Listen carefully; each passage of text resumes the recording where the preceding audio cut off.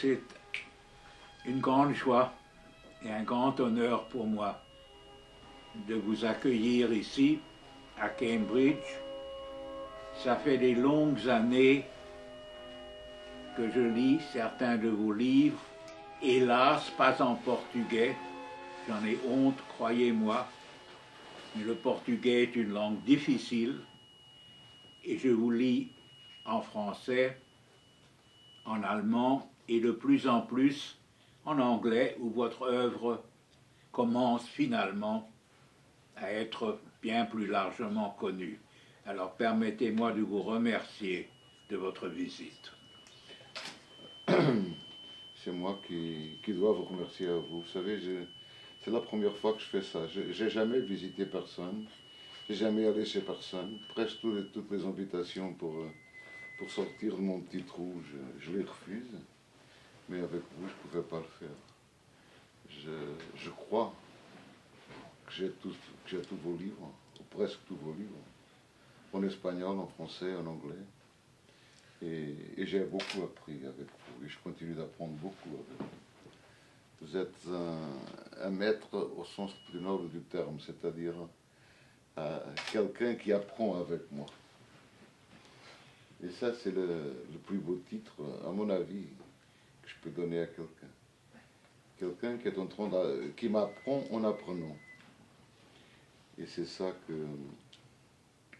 Et j'avais très peur, car comme je suis très, très solitaire et je parle peu, que le courant ne passerait pas, je vous l'avais dit tantôt.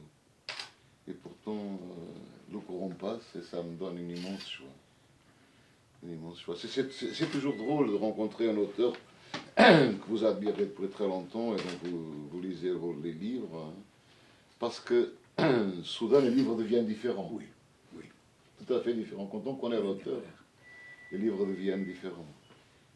Et vous avez comme c'est mon cas, une compréhension, je crois, j'imagine, plus organique du texte. Non? Quand on regarde dans les yeux de l'auteur. Parfois, c'est très dangereux de rencontrer un auteur qu'on admire, parce qu'il peut être une grande déception personnelle. La plupart des fois. Voilà. Pour vous donner un exemple évident, j'aurais pu rencontrer Borges. Borges que je lis depuis mon enfant. Il était en Europe, il était en Angleterre, et puis c'est lui qui est venu ici dans cette maison nous dire bonjour. Et c'était inouï. Borges était totalement aveugle, totalement. Il s'approche de ma porte et il dit, il va pleuvoir. Et je dis, comment vous savez? Il a dit quoi? Vous ne sentez pas la venue de la pluie? Il avait un odorat merveilleux, comme beaucoup d'hommes aveugles. Alors ça a été un grand privilège et un grand bonheur. Dans d'autres cas qu'on ne va pas mentionner, ça peut être une grosse déception. Ça peut être que l'auteur, il ne faut jamais ennuyer les auteurs. Ils ont trop à faire. Alors j'hésite toujours à prendre le temps d'un grand écrivain. Avec les scientifiques, mes collègues ici, c'est très différent. Ils aiment expliquer. Ils aiment essayer de vous faire comprendre les miracles de la science actuelle. Quand on leur dit « Est-ce que vous pouvez me faire comprendre un peu ?» Ils disent « Un tout petit peu, parce qu'il faudrait 50 ans de mathématiques pour... » Mais on va essayer. Alors, est-ce que vous avez des amis médecins aussi, ou des scientifiques sérieux? Oui, j'appartiens à une famille de médecins. Mon père était prof à la fac. Un de mes frères l'est aussi, etc. J'ai fait la médecine parce que j'étais le fils aîné d'un médecin. Oui. Et il y avait... Enfin, c'était une tradition familiale. J'avais dit à mon père quand j'avais 12-13 ans, moi, ce que je veux faire, c'est écrire. Et il m'a dit, donc c'est bien que tu fasses ta médecine, car peut-être ça va t'aider à, disons, discipliner tes raisonnements, blablabla. Et donc comme ça, à 16 ans, je suis entré à la fac de médecine, mais ce que je faisais, c'est d'écrire tout le temps et de lire. Il avait une bonne bibliothèque. J'ai commencé par lire les livres de mon père. C'était très drôle, vous savez, car nous sommes 6 garçons. Et dans les premières 5 années de mariage, ma mère a eu 4 enfants. Donc tout le monde était malade en même temps. La grippe, la petite vérole, etc. etc. Et mon père s'asseyait sur un des lits de mes frères ou le mien et nous lisait à haute voix les auteurs qu'il aimait, Flaubert, etc., les poètes. Et c'est très drôle parce qu'il est mort à 89 ans, il y a 7 ans.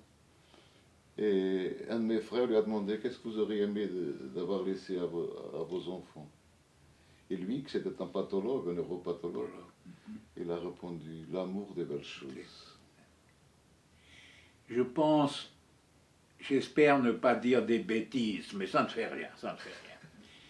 J'ai souvent pensé à vous et à Tchekhov comme deux génies dans lesquels la médecine est importante dans l'imagination.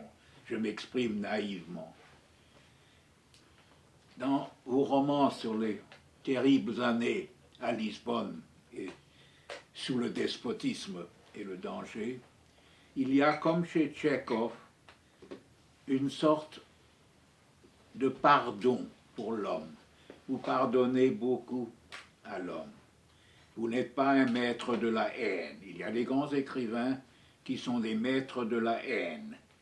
Vous et Tchekhov, et j'ai toujours dit, pour moi, c'est le côté du médecin qui pardonne à l'infirmité de l'homme. Et dans vos écrits sur l'Angola, dans vos lettres à votre femme, ce côté du médecin est très important.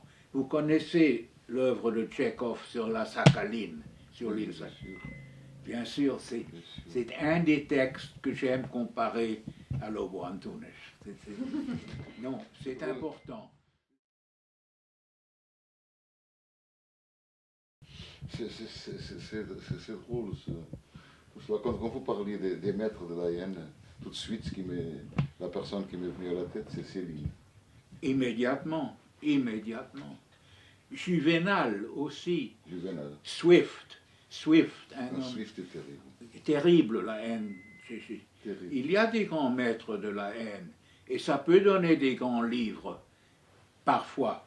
C'est assez rare.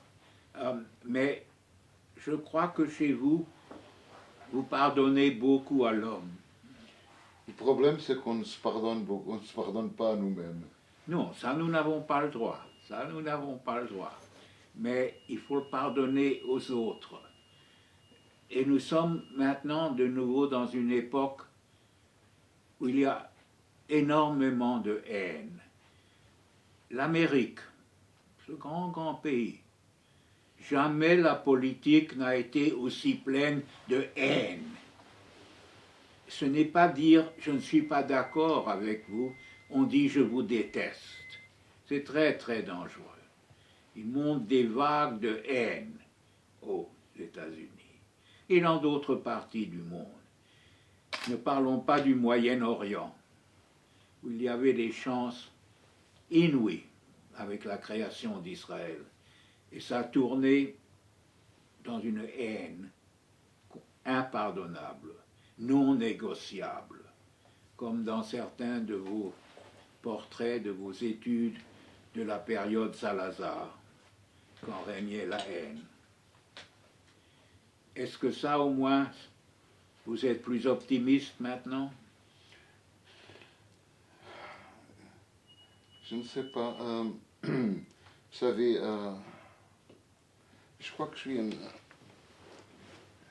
Je pense pas beaucoup. Je suis pas capable de... Comment vous dire? Je crois que j'ai des réactions de bête. Ou une vocation, une sorte de vocation animale. Une sorte de vocation animale. C'est très étrange. C'est une chose que dans vos livres m'aide beaucoup. C'est qu'il y a une réflexion tranquille sur la condition humaine. Tranquille, je veux dire, c'est une réflexion en fait très inquiète et parfois très inquiétante.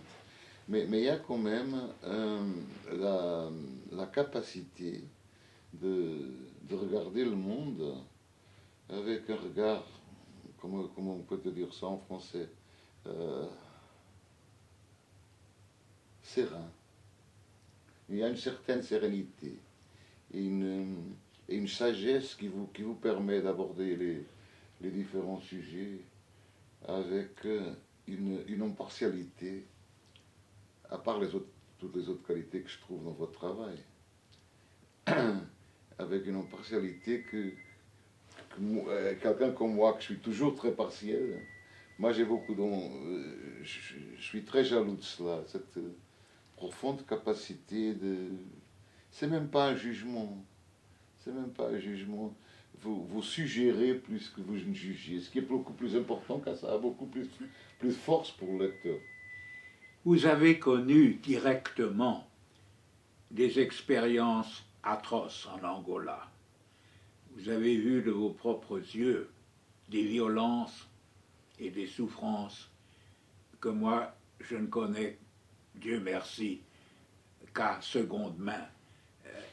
Et ce que je vois dans votre œuvre, ça nous aide à comprendre cette énorme injustice. Toute politique est une injustice. Et vous nous aidez beaucoup à comprendre ça. Mais comment, à votre avis, comment pourrait-on faire pour que la politique soit moins injuste? Personne depuis Platon n'a une bonne réponse, mais il y a certains très grands changements.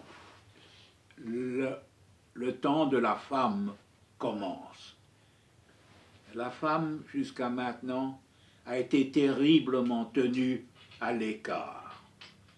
Lentement, lentement, même dans le tiers-monde, les femmes vont finalement avoir droit à l'éducation, à la vie publique. Ça va être un changement, je crois, énorme, énorme. Et l'autre paradoxe est celui-ci. La guerre locale est très possible. Des guerres, petites guerres, les grandes guerres sont probablement impossibles. Si on lâche des bombes nucléaires sur quelqu'un d'autre, on va être détruit soi-même, totalement. Depuis la mort de Mao Tse-tung, il n'y a personne, je crois, qui serait prêt à perdre 300 millions de personnes. C'était le calcul de Mao Tse-tung. Nous perdons 300 millions, mais nous gagnons le dernier jour. C'est de la folie, folie terrible. Je crois que même un monsieur Poutine jamais ne réfléchirait comme ça. Ce sont les petites guerres qui peuvent devenir terriblement dangereuses. Et les guerres civiles à l'intérieur de nos pays. 200 000 morts au Mexique, c'est un pays que j'adore. Et les narcos, le meurtre quotidien dans les rues des villes mexicaines, ce sont les morts par violence, les haines aux Indes, les hindous et les musulmanes, sont les haines intérieures. Ce qui m'effraie le plus, c'est le fondamentalisme, la remontée des religions primitives. Malraux a dit « Le 21e siècle sera celui des plus grandes guerres de religion ». C'est possible. C'est possible.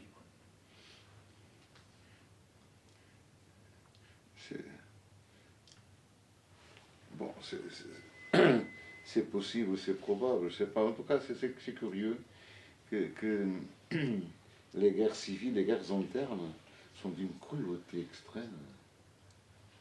Les guerres civiles en Espagne, par exemple, les diverses guerres civiles au Portugal, ce qui se passe dans les pays africains, par exemple en Angola en 77, Dans une guerre civile, ils ont tué, on ne sait pas le nombre, mais on calcule quelques experts, ça va chercher dans les 80 000 personnes. C'est-à-dire plus que Pinochet pendant 10 ans. Tout cela en 3 mois. Mais ça a aussi à voir, il me semble, je ne sais pas quel est votre avis, de la façon dont les Africains regardent la vie et la mort, qui est très différente de la nôtre. Comme leur notion du temps est très différente d'une autre. Là, je vous suis profondément, comme la notion japonaise est terriblement différente de la nôtre. J'étais professeur invité en Chine et au Japon. En Chine, j'ai trouvé de l'ironie, j'ai trouvé une pensée qui pouvait comprendre la nôtre, pas au Japon. Au Japon, c'est une autre planète. J'ai eu des collègues japonais, et quand on osait leur parler des atrocités japonaises pendant la guerre, ils me regardaient en face, des professeurs d'université. Mais est-ce que vous ne comprenez pas, monsieur? Vous avez capitulé. Et si on se rend, on n'a plus aucun droit humain. Vous disiez cela, et je pensais à Diderot, à la lettre sur les aveugles. Quand il dit ah, madame, que la morale des aveugles est différente de la nôtre. Et je me demande si tout cela n'est pas une question de cécité, donc capacité de voir. Je ne sais pas quelle est votre opinion là-dessus. C'est la fameuse lettre volée de Edgar Allan Poe. La chose est devant nous et on ne la voit pas. On ne veut pas la voir. Il y a des mentalités très... Écoutez, la France et l'Angleterre, je dis ça avec un peu d'humour, j'espère, mais ça fait 20 000 lieues de mer. La petite Manche sépare deux conceptions profondément différentes de l'homme, de l'histoire, de la loi, le règne de la loi en Angleterre. Une conception totalement différente de la politique. Et on n'aurait pas cru qu'après des siècles d'être voisins, la distance resterait si grande. De Gaulle qui détestait l'Angleterre. L'Angleterre, il y a des moments où j'ai des collègues très distingués à Oxford, à Cambridge, qui moitié humour, moitié, et la moitié de l'humour c'est toujours dangereux, qui disent la seule guerre populaire serait contre la France. Là, tout le monde serait volontaire. Bien sûr, c'est une plaisanterie, mais elle est riche de sens. Et je ne crois pas qu'on puisse faire ça d'un jour à l'autre. Regardez la crise économique en Europe maintenant. Les pays méditerranéens, tellement lointains des pays de l'arc du Nord, tellement lointains. Nous avons des millions de touristes anglais qui vont au Portugal, en Espagne, en Italie, en Grèce, pour lesquels c'est une autre planète. C'est une étrange petite planète avec du soleil. Et ils n'ont pas changé d'avis. J'avais espéré que le tourisme serait une grande éducation. Je ne crois pas qu'il l'est. Ce n'est pas une grande éducation. C'est très curieux, car moi j'ai un son très mélangé, brésilien, allemand, portugais, etc. Et donc je vois, j'ai pas du tout l'air portugais d'ailleurs. Quand je suis venu à Londres après la fac, à l'hôpital, le directeur me disait « You don't look like a Portuguese ». Puis il ajoutait « But you don't look like an English either ». Et son visage transformé, il disait « You look like a German ». C'est très curieux cela. Comment nous jugeons les gens d'après leur visage, d'après leur... les choses les plus superficielles, etc. On n'a pas le temps. On n'a pas le temps. Tout est fait contre nous. La chose la plus chère, c'est le temps. Et je ne sais pas ce qui se passe avec vous, mais j'ai l'impression de toujours négocier avec le temps. Laisse-moi, laissez-moi et faire encore un livre. Faire encore un livre, faire encore un livre. Il y a un phénomène très curieux qui a été étudié. Quand vous êtes dans un autobus, dans un tramway, dans une ville où vous ne comprenez pas la langue, vous croyez que tout le monde est en train de crier. On a étudié ça. Tout d'un coup, on a peur. Il y avait un magnifique film de Ingmar Bergman qui s'appelait Le Silence, qui a joué avec ce concerto-là. La peur que donne la langue qu'on ne comprend pas. Tout d'un coup, on se sent en danger. Et j'adore les langues. J'ai peur d'une langue UNESCO anglo-américaine. Je déteste la victoire d'un certain anglo-américanisme dans toutes les langues. Mais les langues sont en train de résister. Il y a une grande renaissance. Regardez la fortune du Portugal au Brésil, de l'Espagne en Amérique latine. Regardez le retour formidable des langues de l'Europe orientale, l'ukrainien qui reprend, le roumain se tient, le hongrois se tient. Là, le triomphe anglo-américain n'a pas emporté. Mais de l'autre côté, il y a le terrible chauvinisme, il y a le patriotisme du fasciste, particulièrement fort maintenant, de nouveau en Hongrie, en Roumanie, en Pologne, en Ukraine, précisément. Autour d'un fascisme racial et raciste. Et même là où les immigrés, dans les bidonvilles de Paris, dans les slums de l'Italie, les gens commencent à avoir la panique devant l'immigré. Alors là, j'ai peur que nous aurons de très mauvais temps qui viennent. Car on a peur de la différence aussi. On a très peur de la différence. Mais en même temps, c'est curieux. Je crois que la chose la plus dangereuse au monde, ce que j'ai senti dans la peau au temps du fascisme au Portugal, c'est les grands substantifs abstraits. Honneur, patrie, gloire.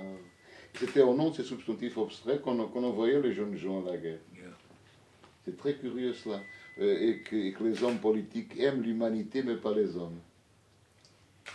Mais on a cru, vous le savez, en 1913, les grands socialistes, les Liebknecht, les Luxembourg, Jaurès en France, ont dit « Nous ne marcherons pas à la guerre.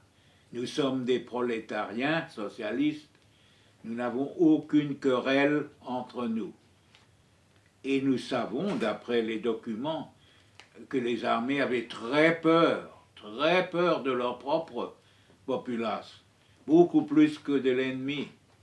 Et tout le monde a marché. On a assassiné Jaurès, on va tuer Liebknecht et Luxembourg.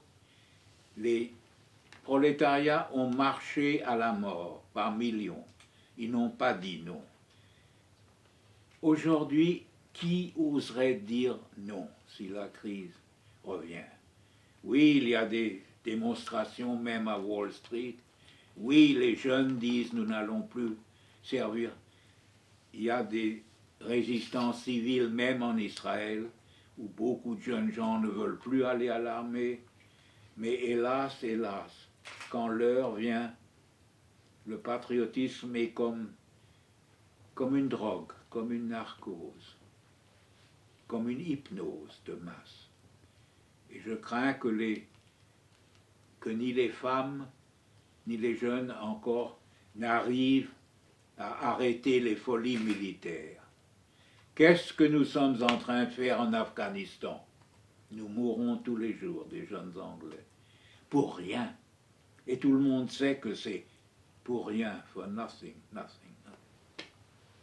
Mais vous n'avez pas ici un mouvement de masse, ou même un mouvement élitaire qui dirait il faut partir, il faut terminer cette guerre. Donc les mots de Jaurès à l'Assemblée nationale continuent d'être vrais. Monsieur, vous vivez mal. Oui, tout à fait, tout à fait. Donc on continue de vivre mal. Mais ça c'est quelque chose que, avec mes entrailles, j'arrive pas à comprendre. J'ai vu et j'ai participé à des choses, bon, terribles, ou pas agréables. Et ce qui m'étonne le plus, c'est que l'absence de culpabilité, mon absence de culpabilité. J'ai parlé de ça avec ce capitaine dont je vous ai parlé, et je lui ai demandé, mais pourquoi on ne ressent pas de culpabilité? Et on ne trouvait pas de réponse. Pourquoi? Pourquoi est-ce qu'on ne se sent pas coupable? Il y a des cas extrêmes. J'ai encore un philosophe français qui a été envoyé en Algérie, dans ce qu'on appelait le contingent, l'armée professionnelle. Et il y avait un prisonnier, l'histoire est vraie, un prisonnier dans la chambre, un Fellarim, un résistant algérien. On dit à mon collègue, les bombes sont cachées dans le village. Si nous ne découvrons pas où sont les bombes, elles vont éclater, des villageois vont être tués et tes camarades vont être tués. Tu dois torturer cet homme pour avoir l'information. Si tu ne veux pas, rien ne t'arrivera. Rien. Tu pourras quitter la chambre.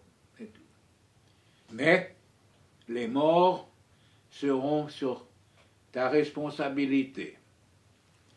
Et il y a un petit nombre, très petit, de jeunes officiers français qui ont trouvé la solution. Ils se sont tués eux-mêmes. Et quand j'ai expliqué ça à mes élèves, ils disent non, ce n'est pas une solution, parce que le prochain va le faire. Le prochain viendra et fera la tentative. Mais néanmoins, à l'échelle morale, Kant aurait approuvé cette solution.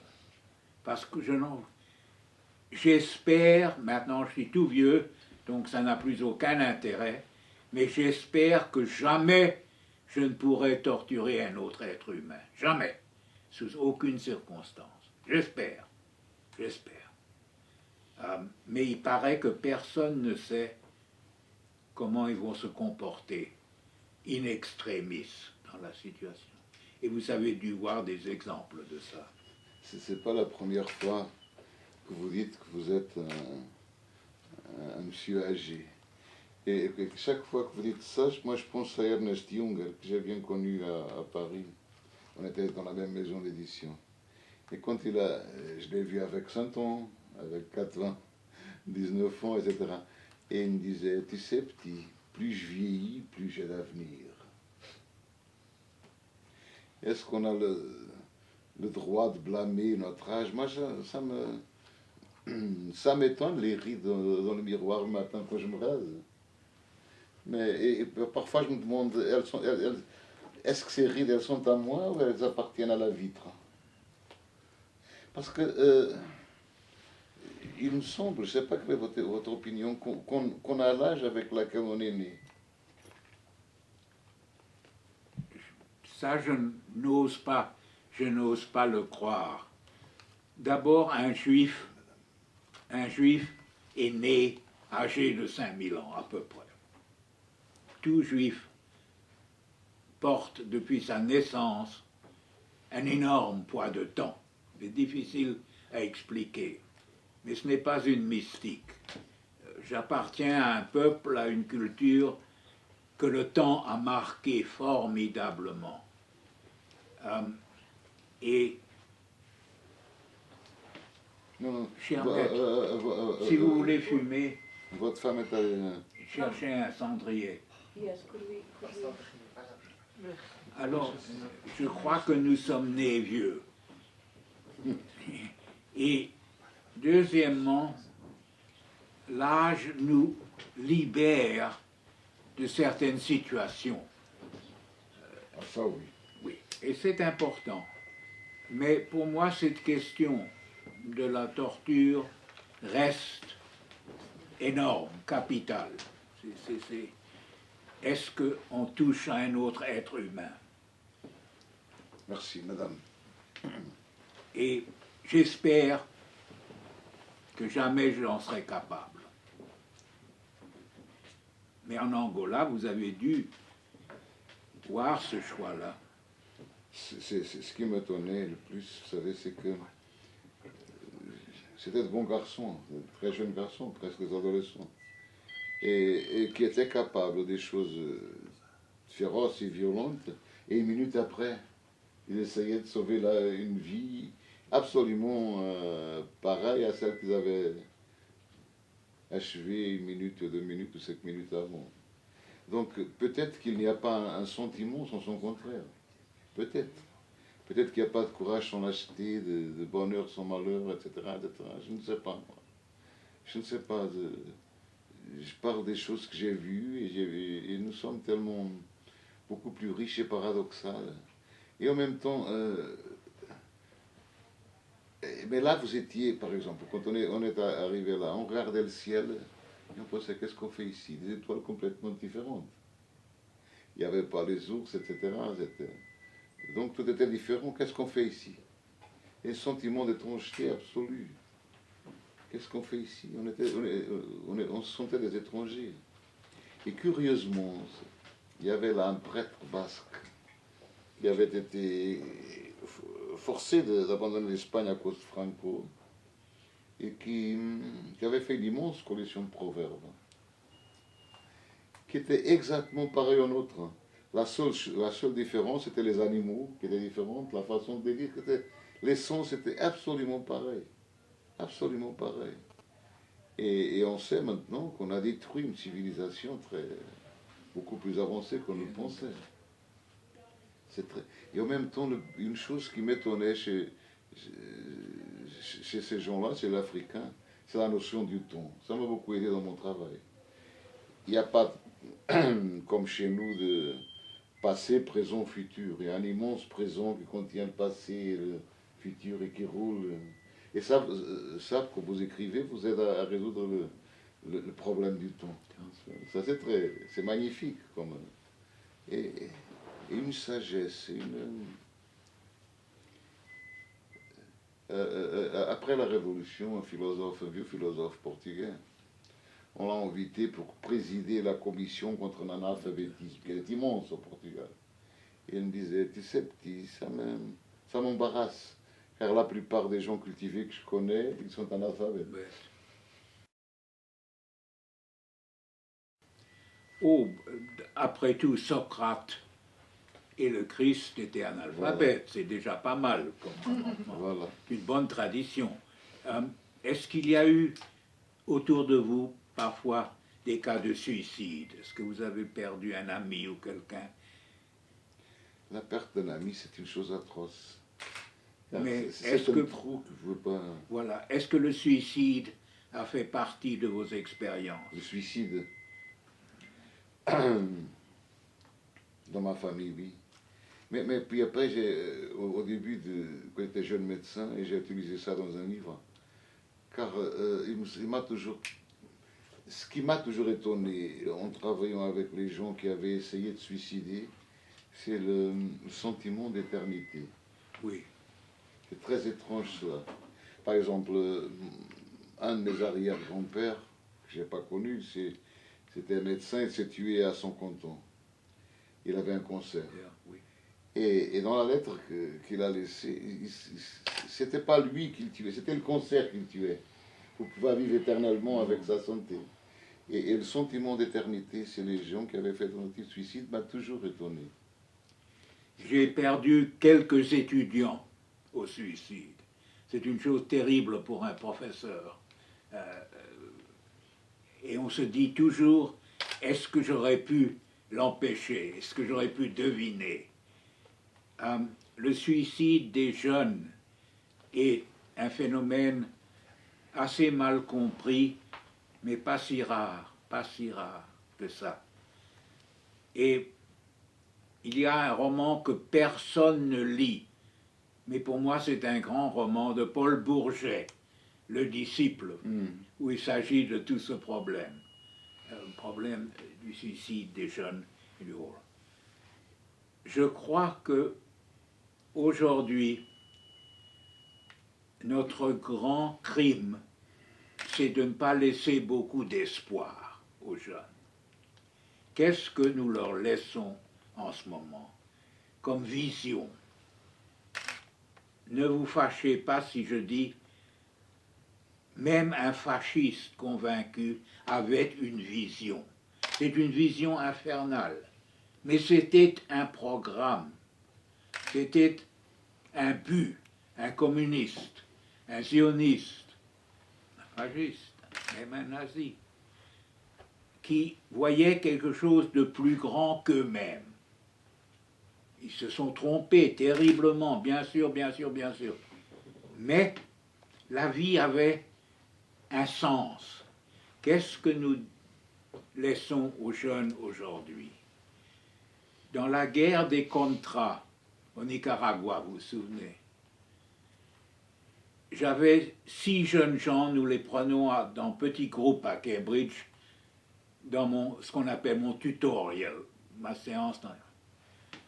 Et j'ai dit à ces jeunes gens, vos pères ont quitté Cambridge pour mourir à Madrid, Huesca, Barcelone dans la guerre civile espagnole. Beaucoup de jeunes sont morts. Est-ce que un de vous ira au Nicaragua? Et ils m'ont écrit une lettre très polie, mais très importante pour moi. Cher monsieur, si nous allons pour la gauche, ça finira par un stalinisme atroce. Si nous allons pour la droite, ça sera la CIA et le Pentagone atroce. Et puis est venue la phrase la plus importante, We will not be had again. Très difficile à traduire. On ne va pas nous attraper, on ne va pas nous piéger à nouveau. Cher maître, si on sait à 18 ans et à 19 ans qu'on ne sera pas piégé, c'est terrible. Ce n'était pas du cynisme du tout, mais du réalisme. Savoir à 19 ans qu'il n'y a rien pour lequel on veut mourir, je crois que c'est très très triste. Mais vous croyez que c'est un problème de cette génération-là maintenant? Énorme. On veut gagner de l'argent. Nos jeunes gens les plus doués quittent Cambridge pour la banque, le hedge fund, et même avec la crise actuelle, on peut gagner des salaires énormes à la bourse. Ils ne veulent plus entrer en politique. La politique est devenue le refuge des médiocres. Vous savez, c'est peut-être trop intime de parler de ça, mais le suicide est quelque chose qui est toujours présent pour moi. Depuis mon très jeune âge. J'ai eu quelques maladies affreuses en étant très jeune, etc. Mais il y a une immense tendance autodestructive en moi. Ce qui m'a toujours sauvé, c'est l'écriture, c'est les livres. C'est le désir d'écrire, c'est la sensation. C'est très étrange, je ne peux pas expliquer cela d'une façon rationnelle. Je dois écrire, on m'a donné cela, et je dois le transmettre. Ça ne m'appartient pas. Et ça m'a toujours sauvé de la mort. Et des idées d'autodestruction qui sont constantes en moi, surtout entre les livres comme je suis maintenant, où tout m'apparaît sans aucun sens. Hegel, qui pouvait être très méchant, comme tous les grands penseurs, Hegel avait une blague, il disait « Pourquoi est-ce que le juif ne se tue jamais? C'est parce qu'il veut lire le journal du matin. » C'est au fond très profond. J'ai eu des moments, comme tout être humain, de dépression terrible, où le sens de médiocrité, la grande déception. J'avais espéré être, comme vous l'êtes, un écrivain, non pas un critique ni un professeur. Alors il y a eu des moments très noirs. Mais je voulais voir le journal du lendemain. C'était absolument vrai. Je me passionne pour la réalité, le mouvement de la réalité, l'élan, dirait Bergson, l'élan de la durée, l'élan. Alors se tuer, ça veut dire on ne verra pas le journal. Et ça c'est très... Ça, pour vous, c'est ne pas écrire. C'est beaucoup plus noble et beaucoup plus important. Je ne sais pas. Mais le journal aussi a son importance.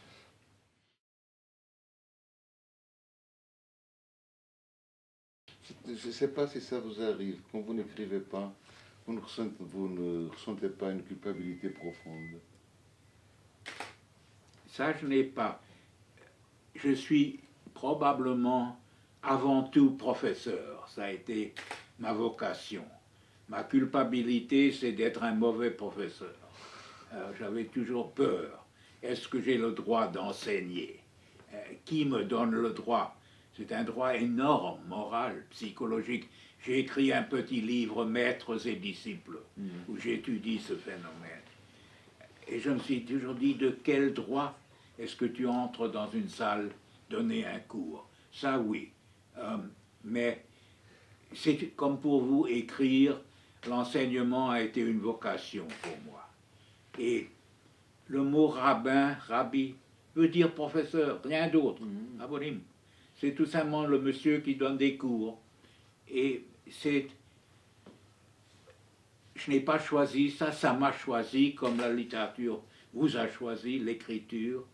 Et ça m'a apporté des angoisses énormes et un bonheur énorme. Et quand j'ai dû quitter l'enseignement, ça a été le coup le plus dur pour moi. Mes étudiants me manquent énormément. Je pensais que mon père, il était professeur. Et puis, quand il a dû prendre sa retraite à 70 ans, j'avais l'impression qu'il a encore vécu de nombreuses années, qu'il était en même temps son maître et son disciple. Oui, on essaye. C'est une très belle formule.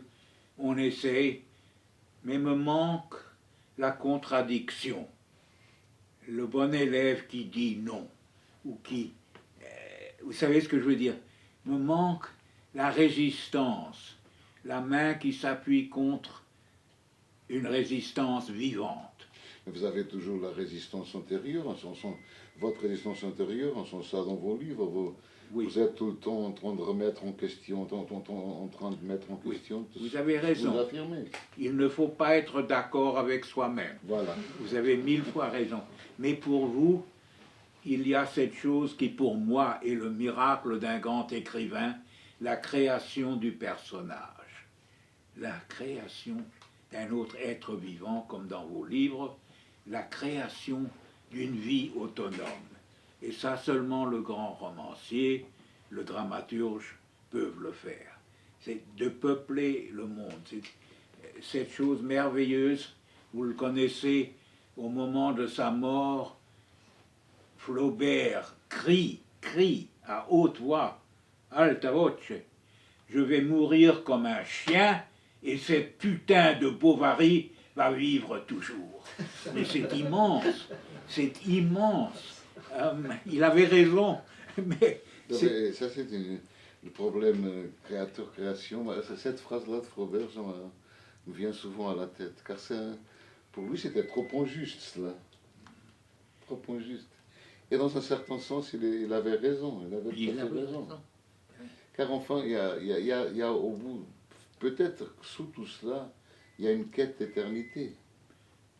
Balzac, sur son lit de mort, veut appeler par leur nom les médecins imaginaires de la comédie humaine. Voilà. Mais c'est merveilleux. Voilà. Et parfois, dans les personnages des livres que j'aime bien, je m'attends toujours à les trouver au coin de la rue. Oui, oui. Ils sont devenus tellement réels. Erasme est en train de se promener dans la rue à Bâle, une nuit d'hiver, sous la pluie, et il voit un petit morceau de parchemin imprimé. C'était le début de l'imprimerie. Il crie miracle, miracle, une parole. une parole. Découvrir la parole, par terre, dans un coin, découvrir tout d'un coup un livre qui commence à vous parler, qui peut changer votre vie. Quel est votre rapport avec vos éditeurs? Très très bon avec Gallimard, très bon avec New Directions, une amitié intime avec Suhrkamp, mais intime, j'ai là-bas un homme merveilleux, un très bon ami chez Garzanti, puis Siruela à Madrid. Elle était chez Siruela plusieurs années. J'ai rencontré mes éditeurs portugais, ça varie, ça dépend, mais ils perdent tous de l'argent avec moi. Je n'ai jamais Je eu ne crois pas. Je ne crois pas, car finalement vous êtes un long-seller, ça. Même s'ils nous vendent, imaginons. J'ai eu un petit pamphlet qui s'appelait « 10 raisons de la tristesse de la pensée ». Ça a vendu 45 000 en Allemagne. Parce que c'est un livre très allemand. C'est presque pensé en allemand. Ça sort de la philosophie allemande. Et maintenant, j'ai un nouveau livre qui paraît le 10 novembre. Alors on verra. On verra. En Allemagne, là? Non, en Allemagne plus tard. Il paraît à New York et à Paris le 10 novembre. Version anglo-américaine et version française. Et ça, évidemment que ça vaut... Et il va paraître en espagnol plus tard. Là, je pense un peu comme Graham Greene, qui se demandait dans son journal comment est-ce que quelqu'un qui n'écrit pas, il arrive à vivre avec l'absurde du quotidien. Est-ce que vous pourriez vivre sans écrire? Si je pouvais de nouveau enseigner, si j'avais mes élèves dans cette chambre, oui. Mais écoutez, j'ai eu la veine immense d'être... Il y a là un portrait qu'on vient de mettre à l'université de Londres, Il Postino. J'ai demandé qu'il y a une belle salle à l'université de Londres qu'on appelle la salle Stenner, en mon honneur. Et j'ai dit non, je veux que ce soit Il Postino, parce que connaissez-vous le film sur Neruda, Il Postino? Oui. C'est ma définition. Je suis le postino. J'apporte les lettres des grands écrivains et il faut les mettre dans les bonnes boîtes. C'est pas toujours facile. Alors on explique aux jeunes à l'université de Londres pourquoi il y a ce monsieur. Et eux, ils croient tous que c'est mon nom, Il Postino. Et j'ai dit, n'expliquez pas, c'est beaucoup mieux.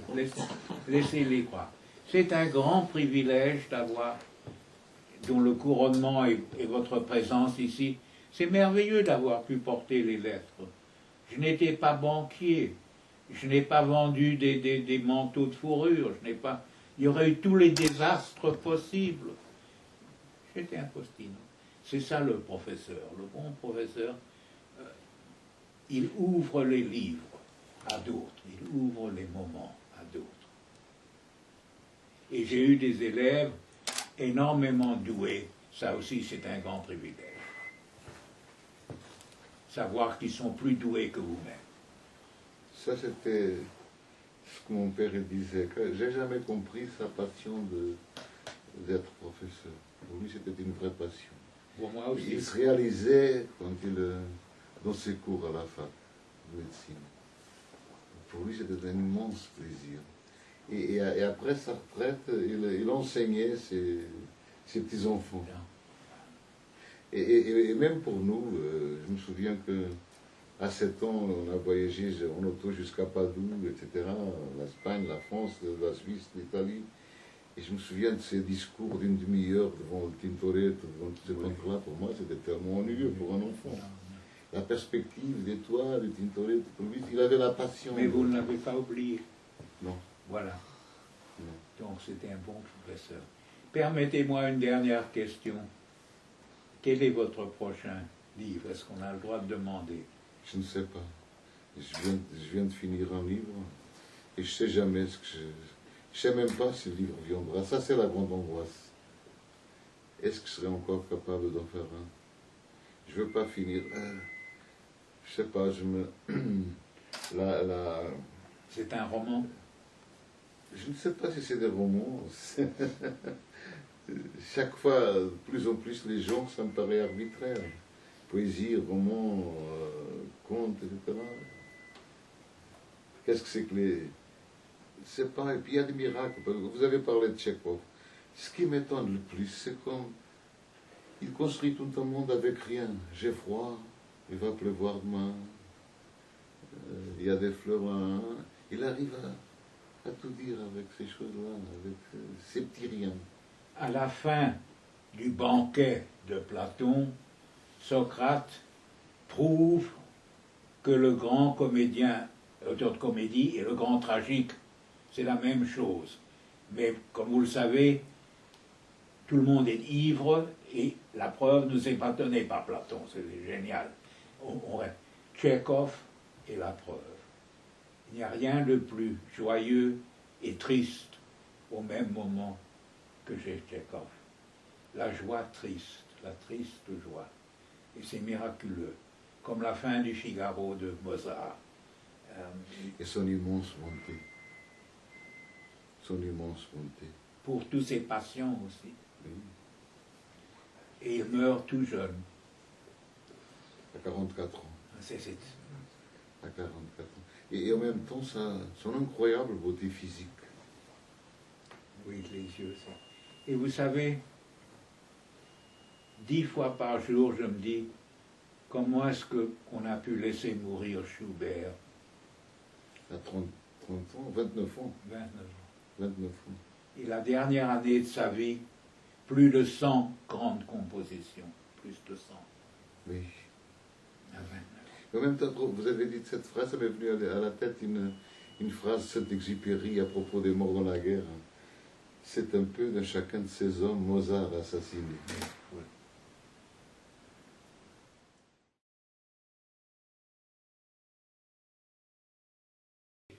Est-ce qu'il y a des jeunes écrivains qui vous intéressent, qui vous passionnent en ce moment? Vous savez, je relis plus que je ne lis. Donc, et je finis pour revenir toujours aux mêmes auteurs. Peut-être, mais on a une sorte de résistance parfois envers les nouveaux écrivains, les jeunes écrivains. On a une sorte de résistance. Je ne sais pas, car par exemple, l'autre jour je lisais Kostolany, un auteur hongrois que j'aime beaucoup. Et à chaque nouvelle lecture, ça me semble un nouveau livre. Un livre différent. Un livre qui vient d'être écrit là. Pour moi, ça c'est une des qualités de la grande écriture. C'est plus facile de trouver ça devant un poème, n'est-ce pas? Mais le poème, on peut l'apprendre par cœur. Voilà. Et ce qu'on apprend par cœur... Ça, c'est une chose très importante, voilà ce que vous dites. Par cœur, pas par cerveau. Ça va par cœur. Et c'est une phrase importante, par cœur. Parce qu'apprendre la prose par cœur, c'est très difficile. Mais le poème, ça va, on peut le prendre avec soi. C'est le bagage essentiel de l'âme, c'est la petite valise qu'on prend avec ça, le poème. Ma femme et moi, nous sommes en train de relire pour la 3e fois le Grossman, Vie et Destin. Je le place avec Tolstoï. Je crois que c'est tout aussi grand que Guerre et Paix. Et chaque fois, ce roman immense prend une nouvelle vie en nous. En relisant, c'est une nouvelle rencontre. Ça, je crois, c'est la vraie définition de l'œuvre classique. Elle vit avec vous, elle change avec vous. Et l'œuvre médiocre, merci, c'est fait, adio. Mais l'œuvre classique est toujours nouvelle. Il y a eu cette belle phrase de Ezra Pound, c'est une nouvelle qui reste nouvelle. It is news that stays new. Et ça le définit très bien. Et c'est curieux, quand vous avez parlé de Guerre et Paix, c'est un roman dont on peut parler, car c'est un roman en même temps très inégal. Oui, comme la vie elle-même. Ça commence comme une saga de famille, ça finit comme une épopée. Comme la vie elle-même. Les influences sont toutes là, Tolstoï ne les a même pas niées. Il a volé Stendhal, il a volé Richardson et les auteurs anglais du 18e siècle. Mais il y a des œuvres parfaites. Il y a des œuvres où on ne peut pas supprimer une seule page. La Chartreuse de Parme. Ça, c'est parfait. Parfait. Il a dicté ce livre en 28 jours. Je pensais que c'était 137, mais la plupart, c'est dicté. Mais par exemple... Non pas. Le Rouge et le Noir, il a écrit. La Chartreuse, il a dicté. La mort d'Ivan Illich. Il ne faut pas changer un mot. Pas une. Peut-être. D'autre part, dans Résurrection, on pourrait beaucoup supprimer. Pas dans Anna Karénine. Anna Karénine est presque parfait. C'est un très bon roman. C'est Très bon roman. Ou Les âmes mortes. Ou ce livre, c'est même pas un livre, je sais pas, c'est un cauchemar, c'est un rêve. Les eaux du Hurlevent d'Emily Brontë. C'est un roman qui m'étonne toujours. Le Wuthering Heights. Ah oui, Les hauteurs du Hurlevent. Ouais. Un peu hystérique. Vous aimez pas ça? Moi j'aime beaucoup ça. C'est un peu hystérique. C'est la jeunesse en Oui, vous bien qui sûr, parle. et ça pleure et tout cela, mais j'aime beaucoup ça. Vous êtes sûr que ce n'est pas du kitsch merveilleux? Ben, oui, bien sûr, et puis après. Oui, et puis après, vous avez raison. Jane Eyre est beaucoup plus adulte, beaucoup plus adulte. Mais je finis toujours par revenir Aux auteurs de Hurlevent. Non, je finis toujours par revenir au latin, à Ovide, à Horace, oui. à Virgile. Oui. Et ça, votre style, il y a des latinismes, me dit-on. Vous avez été influencé par la littérature romaine et latine, dans votre propre portugais. Si oui, j'essaye de traduire les poètes romantiques vivent avec ce doigt pour substantif, ce doigt-là pour le verbe, Voilà. pour essayer de... Et c'est extraordinaire ce que ces hommes... Et en même temps, la conscience on dit officio en portugais, du travail. Par exemple, quand Horace disait un auteur doit écrire 10 heures par jour, 2 pour écrire et 8 pour corriger. Oui. N'est-ce pas? Ce qui est... Il y a tellement... C'est une loterie, c'est un Monte Carlo. La question de la traduction pour un auteur dans une langue comme le portugais. Qui va me traduire pour que mes lecteurs puissent me découvrir? Je pense à Camões. Les Louisiades, il y avait un très grand poète avec un portugais parfait, Roy Campbell, qui allait les traduire. Ça aurait été, je crois, le bon miracle. Il est mort avant de le faire. Nous n'avons pas une bonne traduction, pas une seule. Et donc, ça reste une épopée inconnue du monde anglo-américain, du monde. Il y avait des gens qui connaissaient Slavien, par exemple Melville. Oui, mais ils sont très, très rares. Il a fait Moby Dick un peu basé sur la culture des Lusíadas. Le problème du portugais, vous savez ce que Cervantes il disait de la langue portugaise? Il disait que l'espagnol c'était du portugais avec des os. Il n'y a pas de petite langue, ça n'existe pas. Chaque langue est infinie, mais dans le monde, dans l'économie de l'édition, de l'éducation, de la publication, pour ceux qui écrivent dans une langue minoritaire, ça peut être très difficile. Très difficile. Regardez le cas de Pessoa. Et puis il y a le problème des traducteurs. Voilà. Et parfois les éditeurs ne se rendent pas compte que l'important c'est pas traduire directement du hongrois par exemple. Le problème c'est la langue d'arrivée. C'est que le traducteur sache travailler bien avec sa langue, avec sa propre langue. Ça c'est très important. Vous m'avez dit que vous êtes satisfait de l'allemand, de vos traducteurs. Oui. Et l'allemand est très loin du portugais. C'est une traductrice qui a un grand-père portugais et son père était professeur portugais à Hambourg. Donc elle parle portugais comme moi, donc elle a des frères qui vivent au Portugal, etc. Donc elle connaît très bien, elle est dans la sauce. Mais c'est très difficile. Toutes les traductions, par exemple, j'ai jamais trouvé une bonne traduction de Gottfried Benn. Non. À chaque fois, oui. C'est un poète différent. Ça dépend du traducteur. On dit krill, que c'est facile à traduire. Exactement. Vous admirez Gottfried Benn? Oui, Oui, et j'aime beaucoup. oui. Un monsieur étrange, un médecin. Un Un médecin, médecin, voilà. un Voilà, dermatologue. voilà, un Un pathologue. dermatologue. Un pathologue. Est-ce que vous avez lu Faulkner d'abord en anglais ou en portugais? Non, non, non, j'ai commencé à lire en français, puis j'ai lu en anglais. Faulkner, c'est très important pour un débutant. Très, très important. Je voudrais dire que Tout le revers du scénario est... vous et Faulkner, vous êtes les deux maîtres du temps, quand le temps passé entre dans le présent. La terrible puissance du souvenir historique pèse chez vous et chez Faulkner. Pour moi, vous êtes les deux grands maîtres de la réminiscence active. On n'a pas un bon mot pour ça. Il y a un autre auteur dont vous avez parlé à propos de moi, qui était très important pour moi, que j'ai connu beaucoup plus tard, c'était Conrad. Quel écrivain, mon Dieu. Ouais. Et son anglais, c'est tellement... Un homme qui a 22 ans ne parlait même pas l'anglais. Mais Nabokov recrée l'américain. Oui. Il invente la langue anglo-américaine. Il y a des magnifiques textes anglais, des poèmes de Borges. Magnifiques. Oui, très bien. Mais je vais poser une question.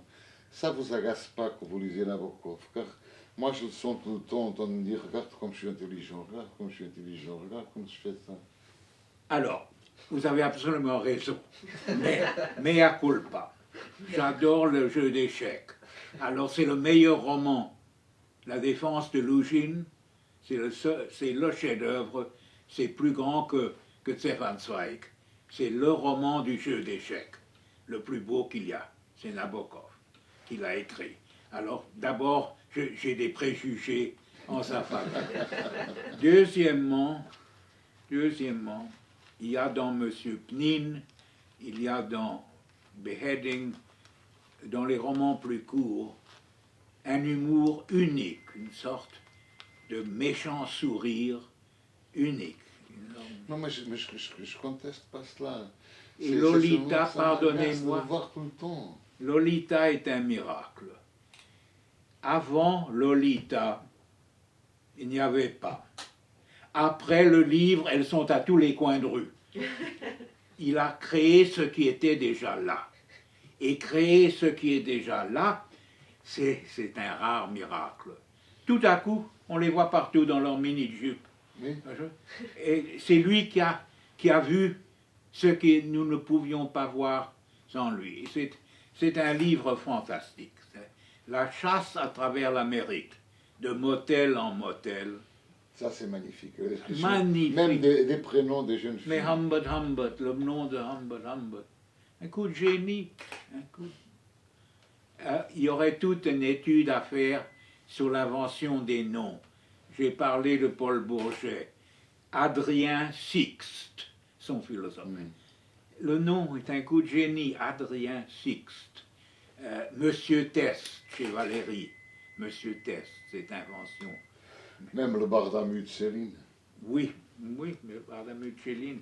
D'ailleurs, maintenant, en France, juste avant sa mort, Sartre, qui n'aimait jamais faire un compliment, jamais, Sartre a dit à Benoît Lévy, taisez-vous, ce n'est pas le siècle de Sartre, un seul de nous va survivre, Céline. Céline et Proust. Pour moi, c'est Céline et Proust. À la fin, pour ça, moi aussi. ils ont divisé la langue française. Oui.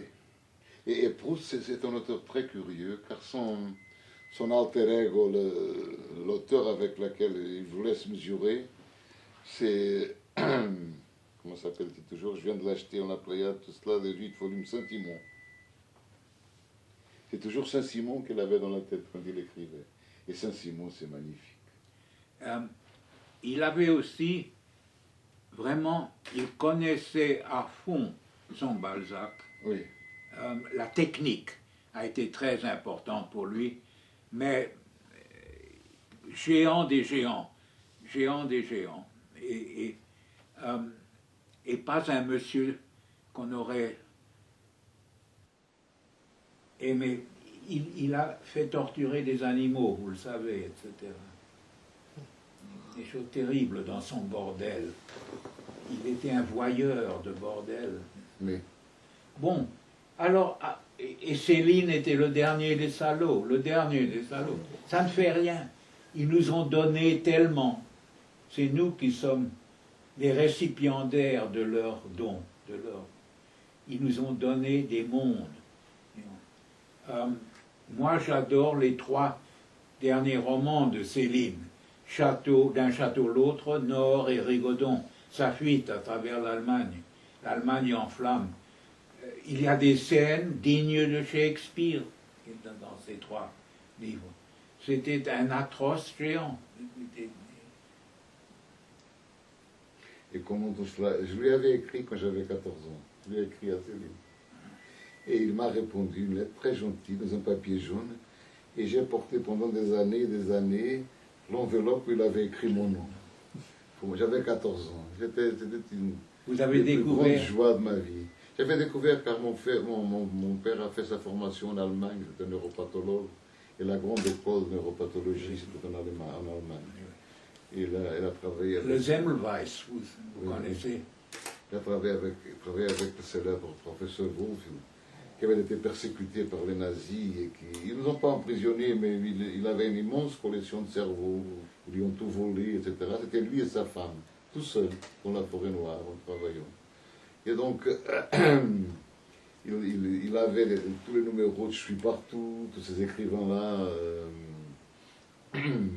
Il avait une première édition de Mort à crédit. Il y a 14 ans, il m'a dit, lis ça. Non, Lis ça. non.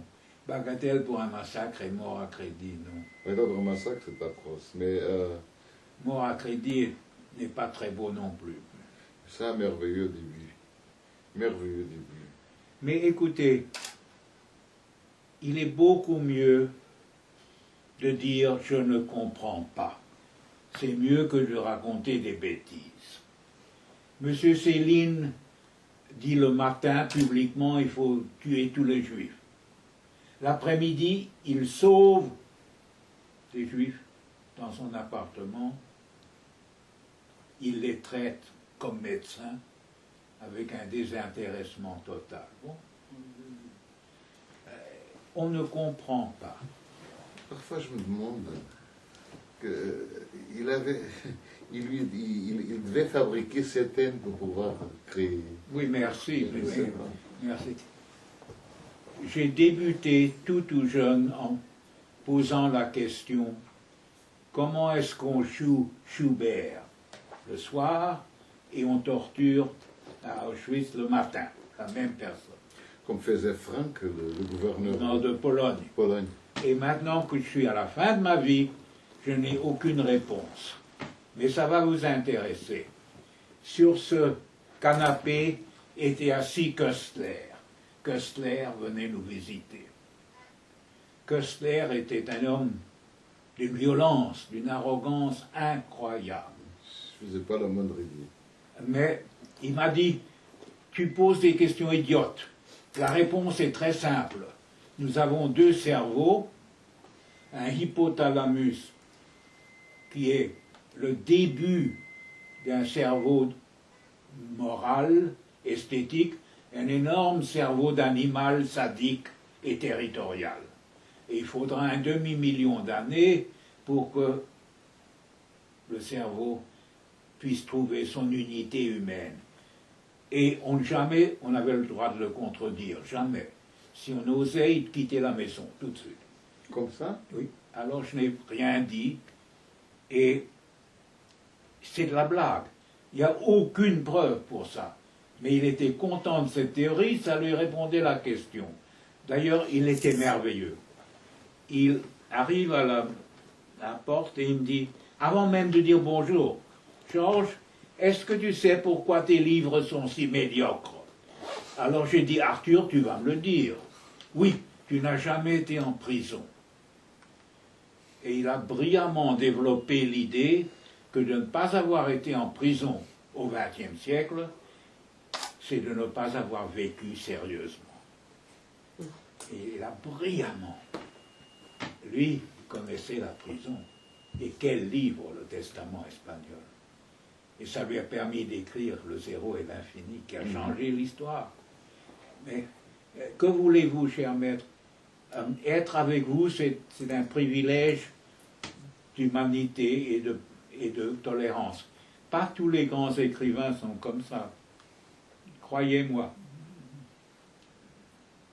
Qu'est-ce que vous voulez dire par ça? Comment? Méchant. On doit être humble. Méchant, hargneux, arrogant. Ça y est, ça, c'est vrai. Mais, et quand... Monsieur Gilles. Je ne savais pas que Köstler, elle était comme ça. Mais oui, Et oui, ça lui a donné la force de survivre. Je lui pardonne tout, sauf le matin de son suicide, où il a forcé sa jeune femme à se tuer avec lui. Il va chez son vétérinaire, il avait 2 magnifiques chiens, magnifiques, et il dit au vétérinaire, tu vas les piquer, tu vas les tuer. Et le vétérinaire dit, non, je les prends. Non, il a insisté que les 2 chiens soient tués avant qu'il s'est tué lui-même. Il ne voulait pas qu'ils survivent sans lui. Comme les anciens qui se Oui, dans leur tuaient avec tombe. leurs chevaux et Leurs chevaux, leurs chiens, leurs femmes, leurs esclaves, leurs éditeurs. Alors, laissez-moi vous remercier de tout. C'est moi qui vous remercie. Non, vraiment. C'était- De vous avoir dans ma maison. Ça a été très très touchant pour moi.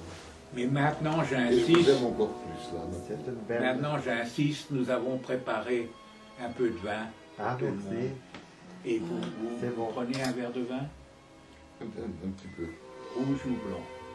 blanc. Blanc. Bien.